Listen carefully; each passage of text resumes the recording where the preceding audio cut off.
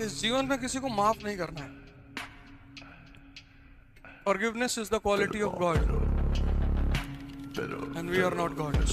मैं बता रहा हूँ, आज से कुछ साल बाद अगर आप जीवन में सफल नहीं हो पाए, आप पैसे नहीं कमा पाए, आप अच्छा नहीं कर पाए अपने लिए, तो सड़क पे आपको एक पुराना दोस्त दिखेगा, आपको ना देखने का नाटक करते हुए चला जाएगा आपके बगल से।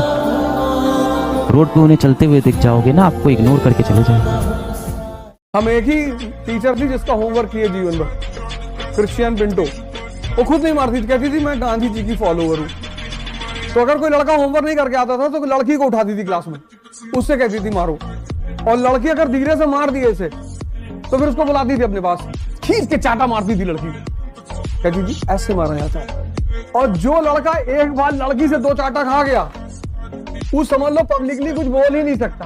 तो जैसे कुछ बाहर बोलेगा लड़के हंस लेंगे, तुम क्या बोल रहे, मारी थी तुमको 2 चाटा। तो जैसे मन भागे, बता दिया मैंने तुम्हारी सबसे बड़ी क्या कहते हो, ओवर थिंकिंग कैसे रोके। धूप में खड़े हो जाओ, खत्म ओवर थिंकिंग। वो भी मई की दोपहरिया में।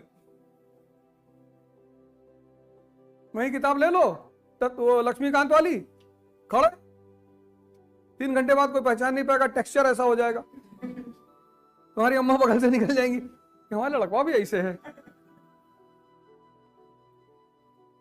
अब ये मत कहना ओवर थिंकिंग कैसे रोके। जैसे ही तुम्हारे साथ बदतमीजी करे तुम भी पलट कर करो।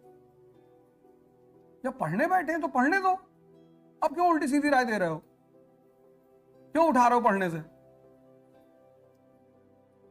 और उससे भी अच्छा तरीका, जब तक पढ़ो कुछ पेट में डालो मत, जब तक पढ़ो ये खाली रहेगा,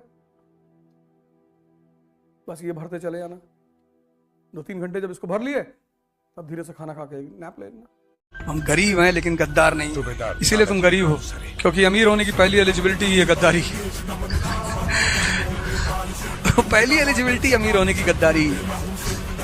2014 से पहले कितने लोग कांग्रेस में थे, इसमें थे, उसमें थे, सब छोड़ छाड़ के रूलिंग पार्टी में आ गए, सब मौज कर रहे हैं। बता रहे पहले तो गवर्नमेंट थी ही नहीं, पहले तो बहुत बुरा हाल था। India got independence in 2014।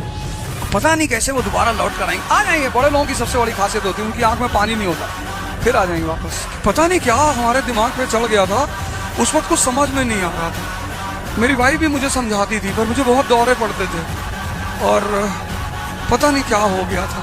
फिर पब्लिक उनके पीछे हो जाएगी कि भैया बीमार हो गए। गरीबी सिर्फ इसलिए आदमी को होती है क्योंकि उसको बेइज्जती का बड़ा डर होता है। जिसको बेइज्जती का डर है वो गरीब रहेगा, और जो बेइज्जती को अपनी बपौती समझ लेता है कि बेइज्जती नहीं हुई तो समझ लो कुछ हुआ ही नहीं जिंदगी।